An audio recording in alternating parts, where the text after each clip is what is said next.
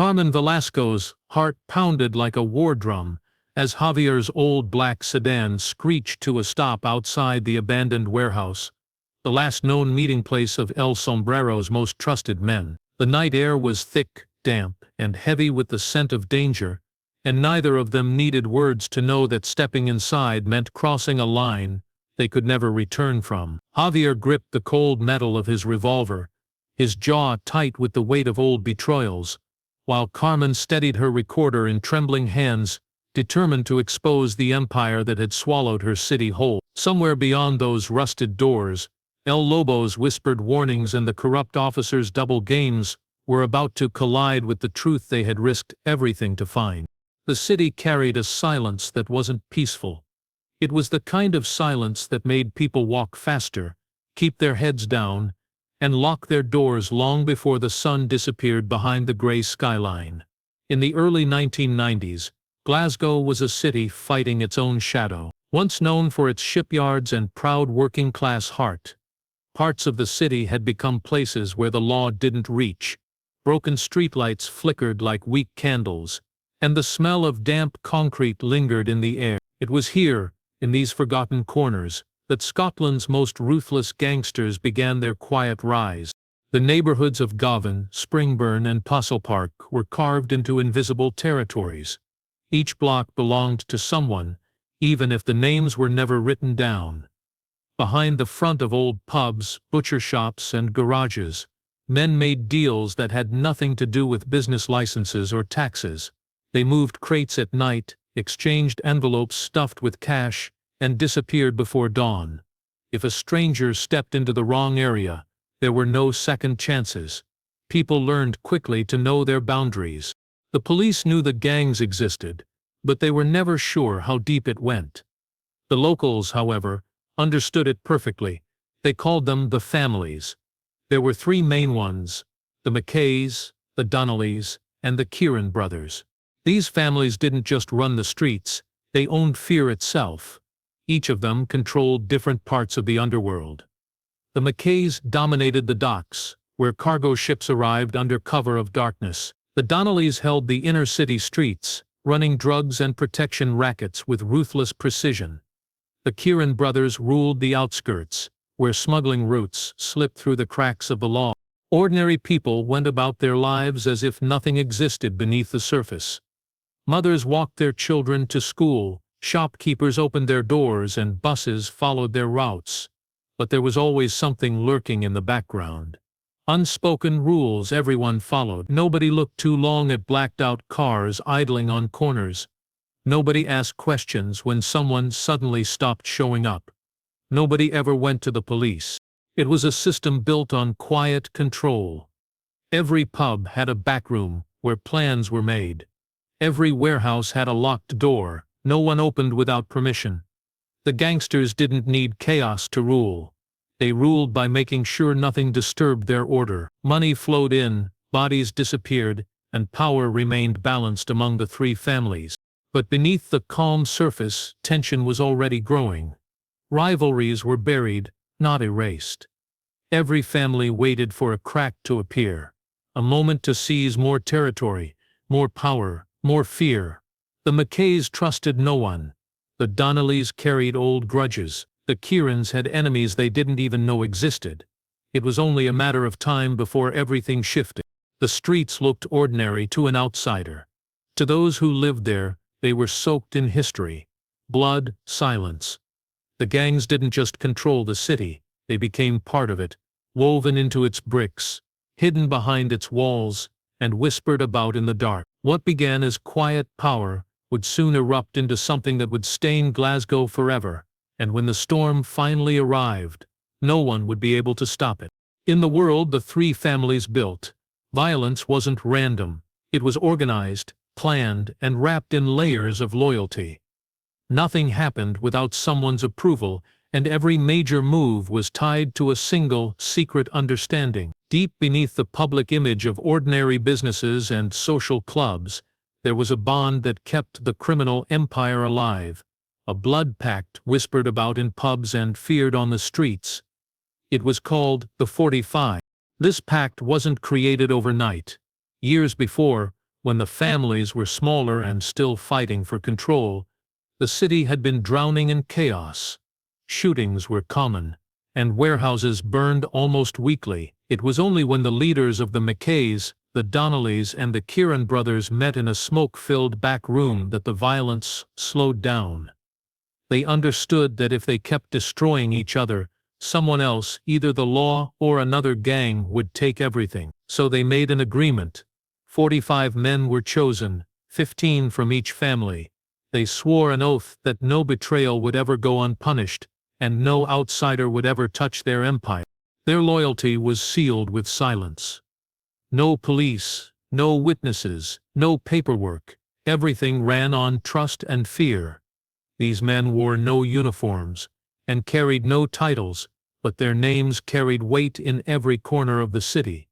Their pact wasn't written in ink but burned into memory. If someone crossed the 45, they didn't disappear because of rage, they disappeared because that was the rule. The system worked. The Mackays handled the docks and shipping, bringing in whatever the others needed. The Donnellys managed distribution, making sure the drugs and guns flowed through the city without interruption. The Kierans controlled the back roads, safe houses, and routes that avoided the authorities. Together, they built a network so strong that for years, law enforcement barely touched them. There were no leaks, no witnesses willing to speak, and no evidence that could survive. The people who lived under their shadow simply accepted it as the way things were. Every year, the leaders gathered in secret at an abandoned farmhouse outside the city. It was there they renewed their oath, reviewed profits, and decided the future of their empire.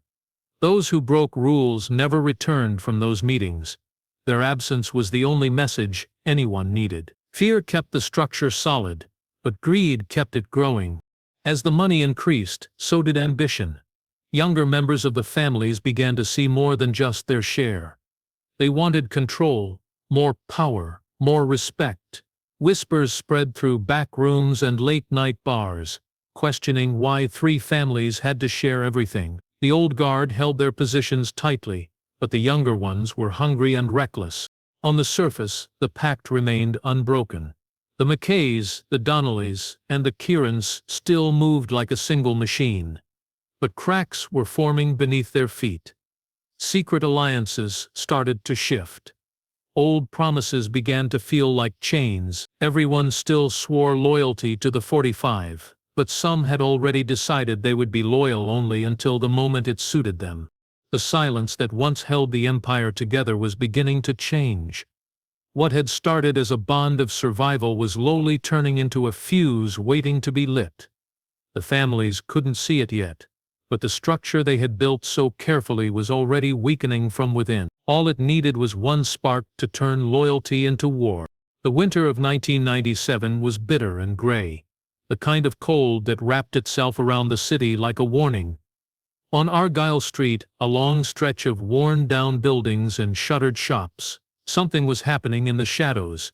It began quietly, just like everything else in the Underworld did. A warehouse that had looked abandoned for years suddenly became the center of late-night activity.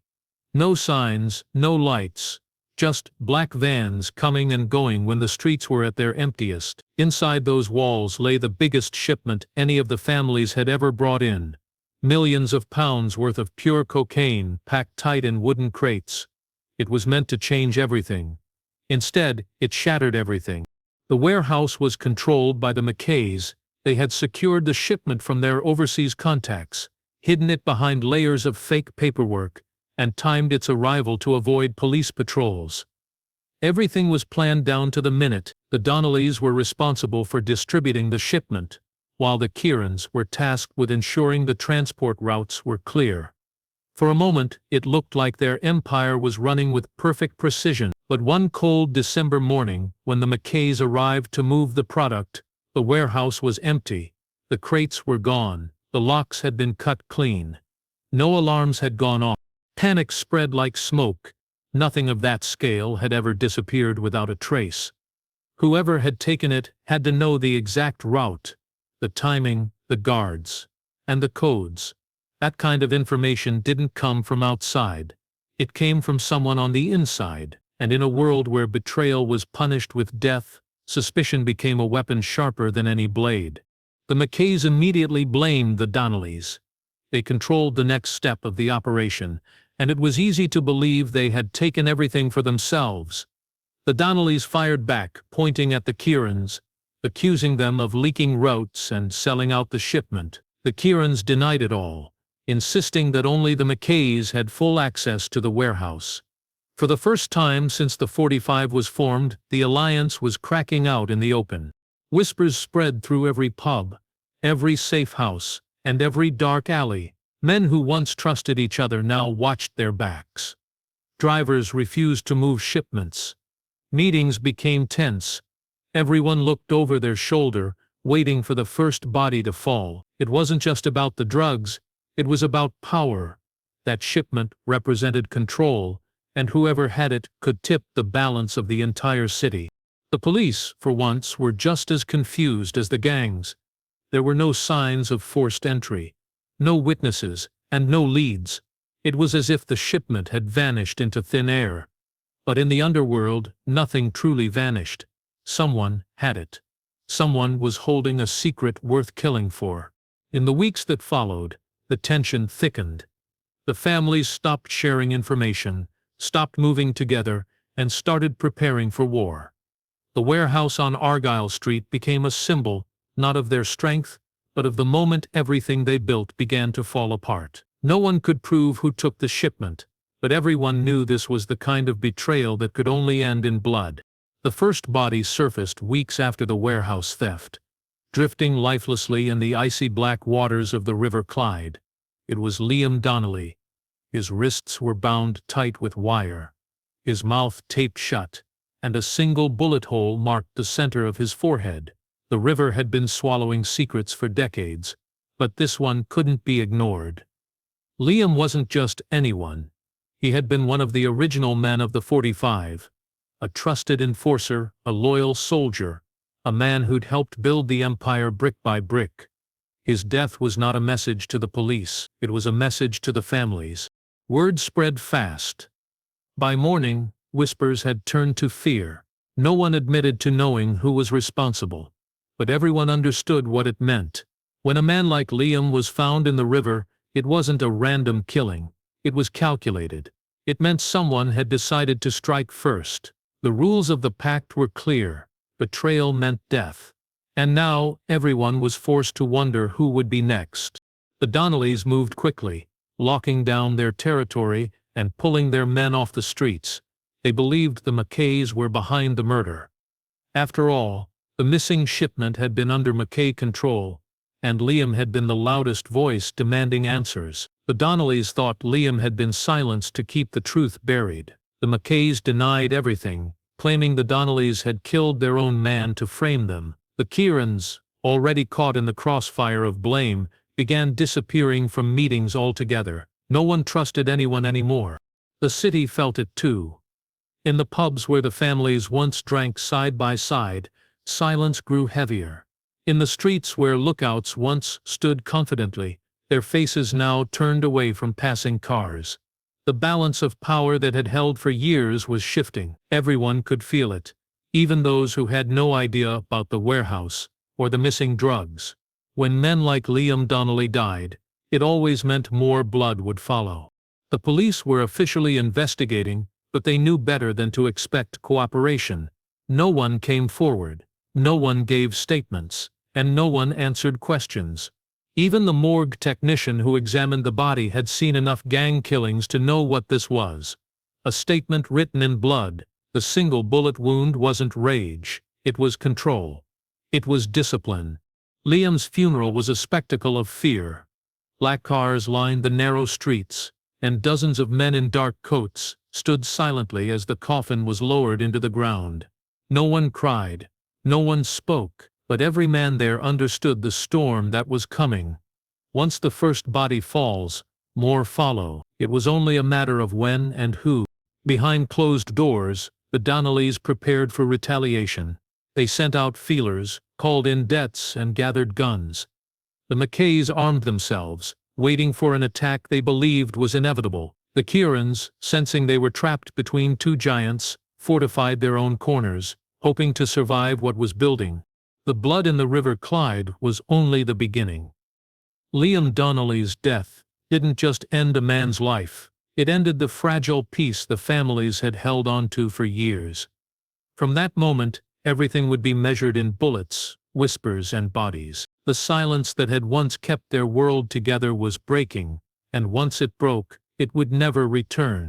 By 1999, the Kieran brothers were no longer feared the way they once were. Their control over the smuggling routes, once the backbone of their power, had weakened with every passing week. Shipments were intercepted, trucks were ambushed, and loyal men were vanishing without a trace. Their enemies were no longer hiding.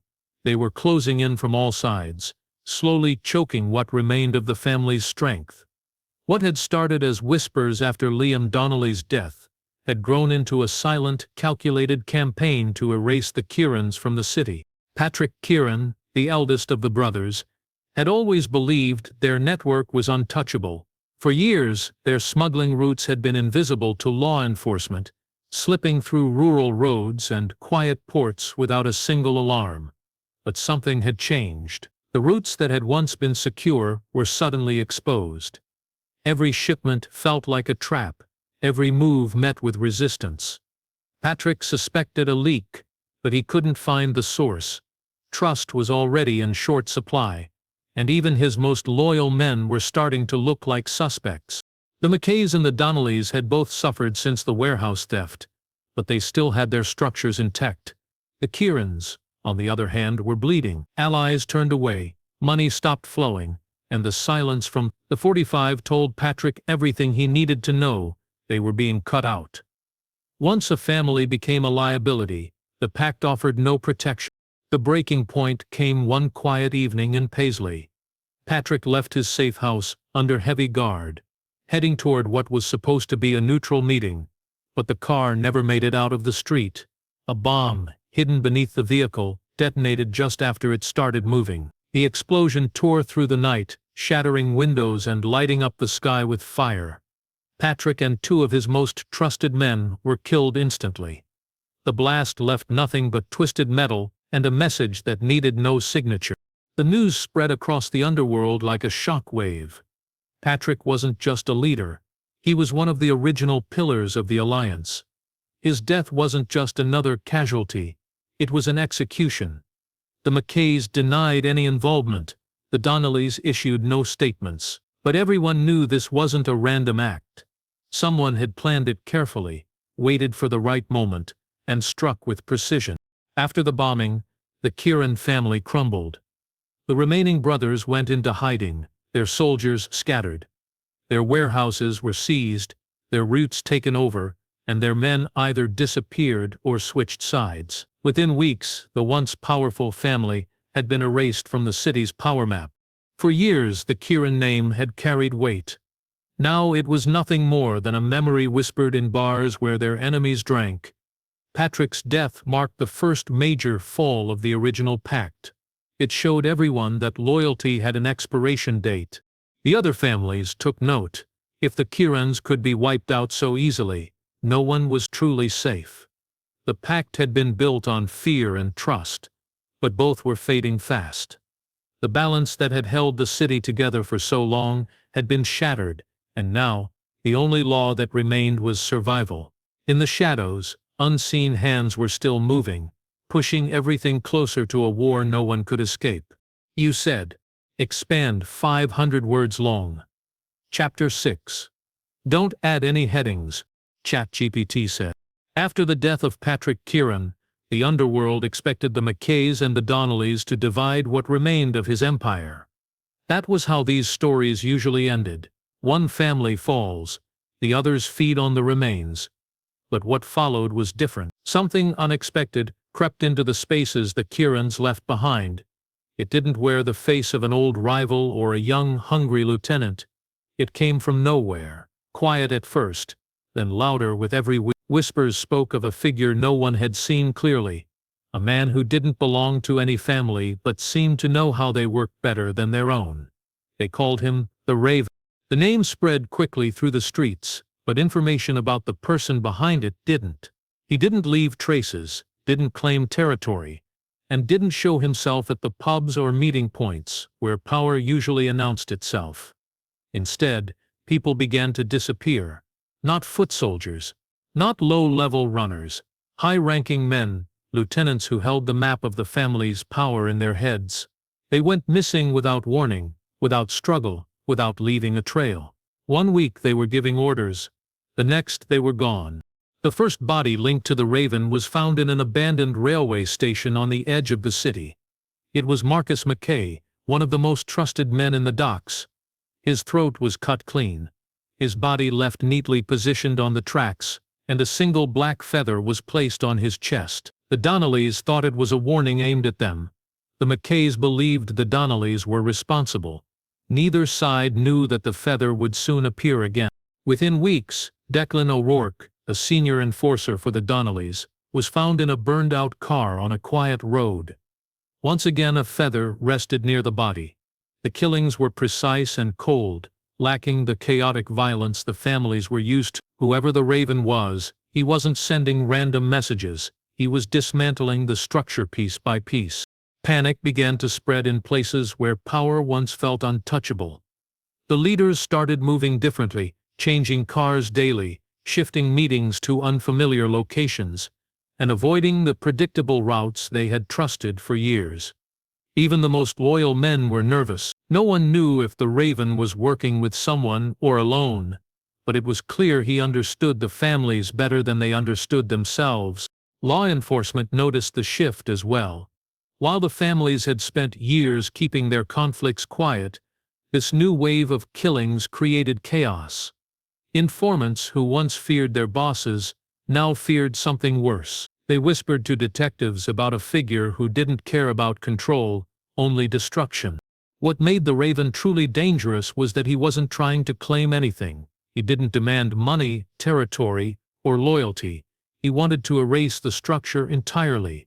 Every feather left behind was a promise that someone else would fall. The Mackays and the Donnellys, already fractured by distrust, couldn't unite against a threat they couldn't find.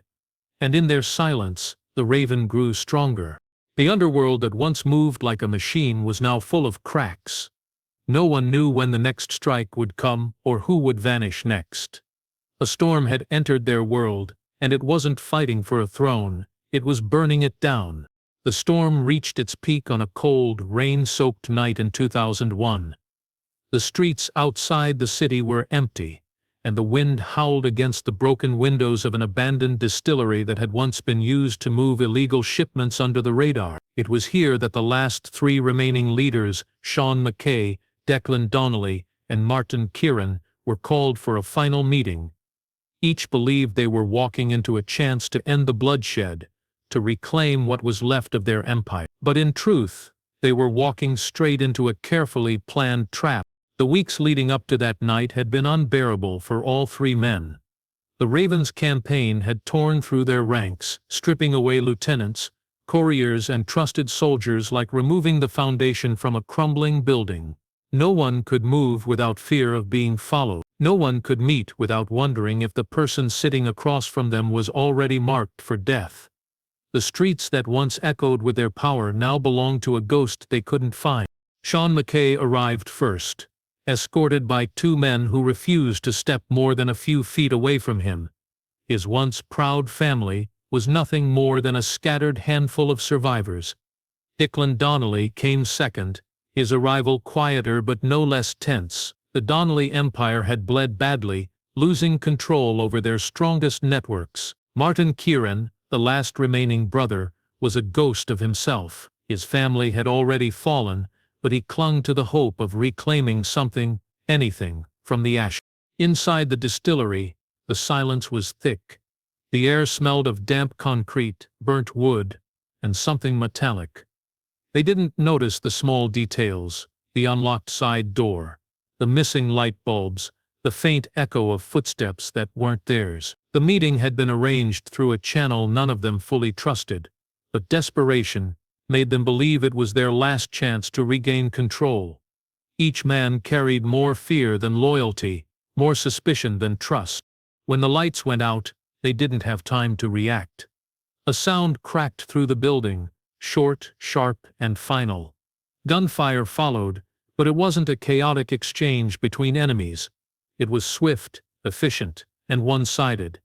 None of the leaders had prepared for this kind of precision. By dawn, the building stood silent again. The police arrived after a single anonymous call. What they found inside was something that sent a chill through even the most seasoned officers. The three men lay dead, their bodies arranged in a perfect circle. Each man had a single bullet wound to the head. In the center of the circle was a small metal tray holding 3 black feathers. But the most chilling detail was the coins placed in each man's hand, engraved with the number. The message was clear. The original pact, the alliance that had once built the criminal empire, had come full circle. It began with the 45 and ended with the same mark. There were no witnesses. The guards outside were found unconscious, their weapons untouched. Whoever carried out the attack didn't need chaos, they used silence. The killings didn't just remove 3 men, they erased the last pillars holding the old underworld together. The Raven hadn't just targeted soldiers, he had waited patiently for the right night to strike the heart, and with those 3 shots, the city's criminal structure collapsed completely. No more families, no more pact, just silence. The distillery became a place no one returned to. Even the police spoke about the scene in hushed tones. The old power was gone, and the Raven had achieved what no gang war ever could. A clean, total erasure of an empire. The city changed after that night.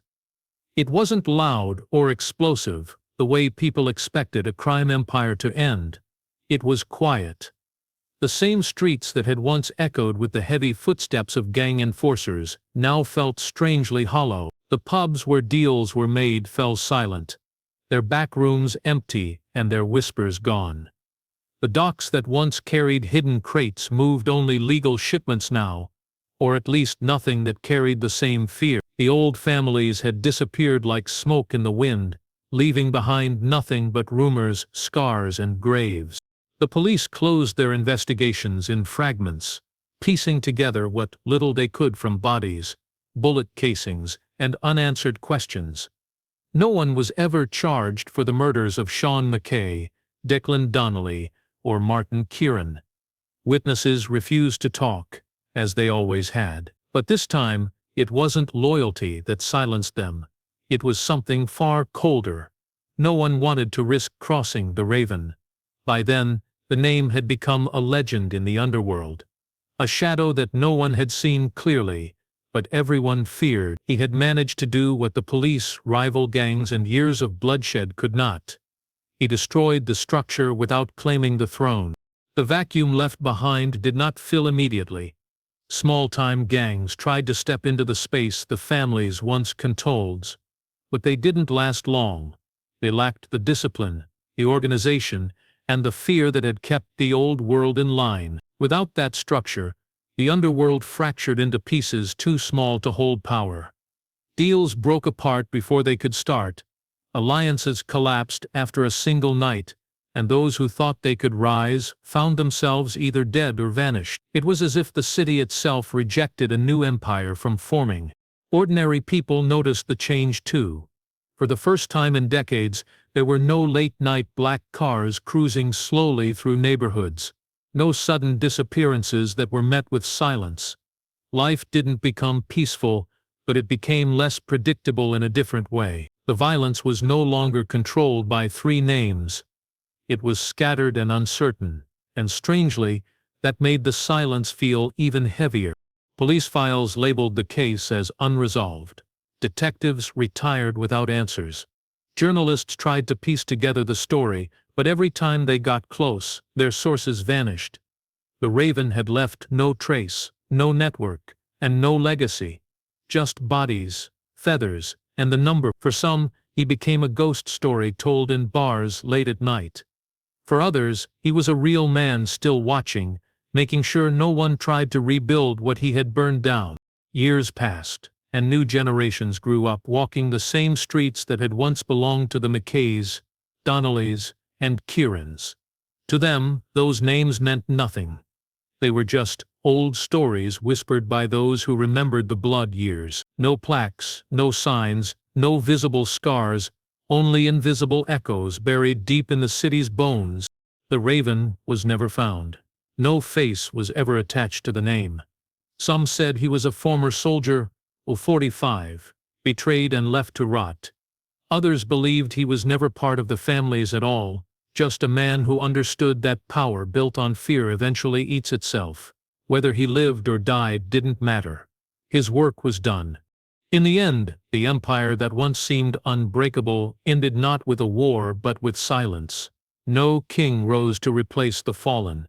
No new family claimed the throne. The underworld that had shaped the city for decades was erased with precision, leaving behind a legend. And in the cold spaces between the truth and the myth, the Raven's shadow remained.